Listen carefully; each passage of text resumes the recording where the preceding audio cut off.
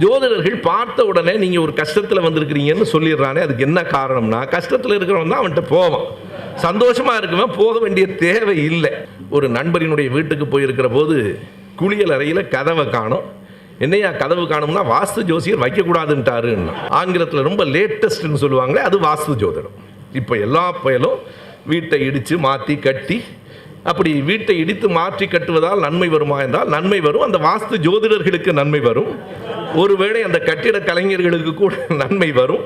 வீட்டின் உரிமையாளர்களுக்கு வருமா என்பதற்கு அறிவியல் ஆதாரம் ஏதுமில்லை. கிளியை நம்மவர்கள் நம்புகிறார்கள் என்பது இருக்கிறது.